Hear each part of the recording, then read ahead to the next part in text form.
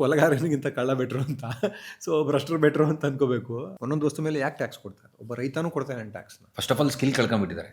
Skill ಅನ್ನೋದು ಯಾರ ಹತ್ರನೂ ಇಲ್ಲ. ಸರ್ಕಾರದ ಸ್ಕೀಮ್ಗಳ ಮೂಲಕ ಆಗಬೇಕು ಹೊರತು ಯಾವುದೋ ಒಂದು ಗೌರ್ಮೆಂಟ್ ಓಟ್ ಗಿಟ್ಟಿಸೋದಕ್ಕೋಸ್ಕರ ಆಗಬಾರ್ದು. Your political stand is very ತುಂಬ ಸ್ಟ್ರಾಂಗ್ ಆಗಿರೋದು. ನಂದೊಂದು ಪ್ರಶ್ನೆ ಇದೆ ಸರ್.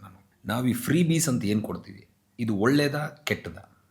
ಕೊಡಬೇಕಾ ಕೊಡಬಾರ್ದು? ಇವತ್ತಿನ ಕಾಲಘಟ್ಟದಲ್ಲಿ ವಾಟ್ ಈಸ್ ಹ್ಯಾಪನಿಂಗ್ ಸರ್? ಇಲ್ಲ, ಅದೇ ನೀವು ಕೊಡೋದರ ಅಂದರೆ ಏನು ಕೊಡ್ತೀರಾ ಅನ್ನೋದ್ರ ಮೇಲೆ ಡಿಪೆಂಡ್ ಆಗುತ್ತೆ. ಇವಾಗ ಕೊಡ್ತಾ ಇರೋದೇ ಮಾತ್ರ. ಈಗ ಮನೆಯಲ್ಲಿ ಇಲ್ಲಿ ಕರ್ನಾಟಕ ಸರ್ಕಾರದ್ದು ಹೆಣ್ಮಕ್ಳಿಗೆ ಫ್ರೀ ಮಾಡಿದ್ರು. That's a very good move.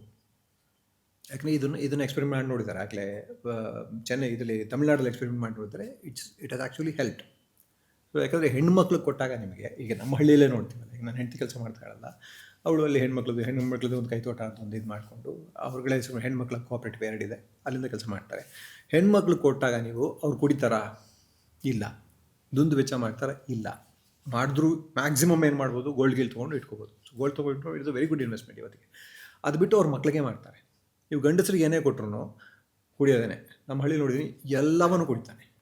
ಮೊನ್ನೆ ಒಬ್ಬ ಚಿಕ್ಕ ಹುಡುಗ ಕುಡಿದು ಹೋಗಿ ಆಕ್ಸಿಡೆಂಟ್ ಮಾಡ್ಕೊಂಡು ಸದ್ಯ ಹೋದವನು. ಸೊ ಗೊತ್ತಿಲ್ಲ ಅದು ಹೆಂಗೆ ಅಂತ ಅಂದ್ಬಿಟ್ಟು ಹಳ್ಳಿಗಳಲ್ಲಿ. ಬಟ್ ಇದರಿಂದ the labour availability in the native places, ಅಂದರೆ ಹಳ್ಳಿಗಳಲ್ಲಿ ಕಂಟ್ರಿ ಫ್ರೀ ಬೀಸಿಂದ ಕಡಿಮೆ ಆಗ್ತದೆ. ಕಡಿಮೆ ಫ್ರೀ ಬೀಸಿಂದ ಅಂದರೆ ತುಂಬ ಏನಾಗಲ್ಲ. ಈ ಕೊಡ್ತಾ ಇರೋದ್ರಲ್ಲಿ ಎಷ್ಟು ಆಗುತ್ತೆ, ಎಷ್ಟು ಸಿಗುತ್ತೆ? ಈಗ ಪ್ರಧಾನಮಂತ್ರಿನೇ ಕೊಡ್ತಾರೆ 5 kg ರೈಸ್, ಇದು ರೇಷನ್ ಕೊಡ್ತಾರೆ. 5 kg ಇಲ್ಲಿಗೆ ಸಾಲತ್ತೆ ಅವ್ರಿಗೆ. ಬಟ್ ನನ್ನ ವೈಯಕ್ತಿಕ ಅಬ್ಸರ್ವೇಷನ್ಸ್, ಬಿಕಾಸ್ ನಾನು ನಮ್ಮ ಆ್ಯಕ್ಟಿವಿಟಿಗಳೆಲ್ಲ ಹಳ್ಳಿ ಕಡೆ ಇರೋದ್ರಿಂದ, ನಮ್ಮ ತೋಟ ಹಳ್ಳಿ, ಮತ್ತು ನಮ್ಮದೊಂದು ಫ್ಯಾಕ್ಟ್ರಿ ಇದೆ ಹಳ್ಳಿ ವಾತಾವರಣದಲ್ಲಿ ಇರೋದ್ರಿಂದ, the skilled labours first of all skill ಕಳ್ಕೊಂಡ್ಬಿಟ್ಟಿದ್ದಾರೆ. ಸ್ಕಿಲ್ ಅನ್ನೋದು ಯಾರ ಹತ್ರನೂ ಇಲ್ಲ. ಬಟ್ ಇರೋವಂಥ ವ್ಯಕ್ತಿ ಸಿಕ್ಕಾಪಟ್ಟೆ ದುಬಾರಿ ಚಾರ್ಜ್ ಮಾಡ್ತಾನೆ. ಒಬ್ಬ ಕಾರ್ಪೆಂಟರ್ ಅದನ್ನು ಸಣ್ಣ ಎಲೆಕ್ಟ್ರಿಕಲ್ ವರ್ಕ್, ಬಿಕಾಸ್ ನಂದು ಯಾವುದೋ ಒಂದು ಮಿಷಿನ್ ಒಂದು ಶಾರ್ಟ್ ಸರ್ಕ್ಯೂಟ್ ಆಗ್ತದೆ, ಯಾರೂ ಬರಲ್ಲ. ಬಿಕಾಸ್ ನನಗೆ ಅದಕ್ಕಾಗೋ ಕೆಲಸ ಬಂದು ಒಂದು 5 ನಿಮಿಷ ಬಂದು ನೋಡಿದ್ರೆ ನಾನು 500 ರೂಪಾಯಿ ಕೊಡಬಲ್ಲೆ ಮ್ಯಾಕ್ಸಿಮಮ್. ಬಟ್ ಬರೋನು 1,500 2,000 ಎಕ್ಸ್ಪೆಕ್ಟ್ ಮಾಡ್ತಾನೆ, ಬಿಕಾಸ್ ಅವ್ನಿಗೆ ಆ ಪ್ರಾಕ್ಸಿಮಿಟಿ ಅಲ್ಲಿದೆ. ಸೊ ಇದು ಒಂದು ಸ್ವಲ್ಪ ಹೊಡೆತ ಆಗ್ಬೋದಲ್ವಾ? ಆಗ್ತಿದೆ ಅಂತ ನನ್ನ ಅಭಿಪ್ರಾಯ. ಇದು ನನ್ನ ಪ್ರಕಾರ ಏನಂದರೆ ಫ್ರೀ ಬೀಸಿಂದ ಆಗ್ತಾ ಇಲ್ಲ. ಫ್ರೀ ಬೀಸ್ ಕೊಡ್ತಾ ಇರೋದು ಎಷ್ಟು ಕೊಡ್ತಾ ಇದ್ದಾರೆ? ತುಂಬ ಕಡಿಮೆ. ಅದ್ರಲ್ಲಿ ಸೋರ್ಕೆನೇ ಎಷ್ಟೋ ಆಗಿರುತ್ತೆ. ಅಲ್ಲ ಸರ್, ನನ್ನ ವೈ ಆಮ್ ಸೇಯಿಂಗ್, ಅಲ್ಲ ಗೊತ್ತಾಯ್ತು ನನಗೆ. ಬಿಕಾಸ್ ಇಲ್ಲ ಅವನ ಹತ್ರ, ಅಂದರೆ ಅವ್ನಿಗೇನು ತಿಂಗಳಿಗೆ 50,000 ದುಡಿಬೇಕು ಅನ್ನೋಂಥದ್ದೇನಿಲ್ಲ. ಅವ್ನಿಗೇನೋ ಅವತ್ತು ಎಣ್ಣೆಗೆ ಆಗಬೇಕು, ಏನೋ ಒಂದು ಕೆಲಸ ಮಾಡಿಬಿಟ್ರು ನಡೆಯುತ್ತೆ. ಸೊ ಈ ಥರ ಲೇಬರ್ ಆಕ್ಸೆಸಿಬಿಲಿಟಿ ಕಮ್ಮಿ ಆಗ್ತದೆ ಅನ್ನೋ ಸ್ಕಿಲ್ ಎಲ್ಲ ಕಡೆನೂ ಕಡಿಮೆ ಆಗ್ತಾ ಇದೆ. Skill is getting down. ಎಲ್ಲ ಕಡೆನೂ ಕಡಿಮೆ ಆಗ್ತಾ ಇದೆ. ಜೊತೆಗೆ ಏನಂದರೆ ಈಗ ನೀವು ಹೇಳ್ತೀರಿ ನನಗೆ 500 ರೂಪಾಯಿ ಕೊಡ್ಬೋದು ನಾನು ಅಂತ. ಅಲ್ಲಿ ಎಲ್ಲಿಂದ ಕೆಲಸ ಆಗಬೇಕಾಗತ್ತೆ ಅಂದರೆ, ಈಗ ನನ್ನ ಆದಾಯನೂ ಇನ್ಕ್ರೀಸ್ ಆಗಬೇಕು. ನನ್ನ ಆದಾಯ ಕಡಿಮೆ ಇರೋದ್ರಿಂದ ನಾನೇನು ಮಾಡ್ತೀನಿ, ಅವ್ರಿಗೂ ಕೂಡ. ಈಗ ನನಗೆ ಅಗ್ರಿಕಲ್ಚರ್ ಲೇಬರ್ ನನಗೂ ಕಷ್ಟ ಆಗ್ತಾಯಿದೆ ಕೊಡೋದು. ಅಷ್ಟು ಕೇಳ್ತಾರೆ ಈಗ. ಸೊ ಯಾಕೆ ಕಷ್ಟ ಆಗುತ್ತೆ ಅಂದರೆ, ನನ್ನ ಆದಾಯ ಕಡಿಮೆ ಇದೆ, ಅವನು ಕೇಳ್ತಾ ಇರೋದು ಆದಾಯ ಆ್ಯಕ್ಚುಲಾಗಿ ಕಡಿಮೆನೇ ಇದೆ. ಇನ್ನೂ ಜಾಸ್ತಿ ಕೇಳಬೇಕು ಅವನು. ಇವು ಇನ್ಕಮ್ ಡಿಸ್ಪ್ಯಾರಿಟಿ ಎಷ್ಟೊಂದು ಇದೆ ಅಂತಂದರೆ, ಶ್ರೀಮಂತರು ಸಿಕ್ಕಾಪಟ್ಟೆ ಮಾಡ್ತಾರೆ, ಅದೊಂದು ಅವ್ರ ಕಣ್ಣು ಕಾಣಿಸ್ತಾನೆ ಇದೆ. ಜೊತೆಗೆ ಕಾಸ್ಟ್ ಆಫ್ ಲಿವಿಂಗ್ ಜಾಸ್ತಿ ಆಗಿಬಿಟ್ಟಿದೆ ಅವನಿಗೆ.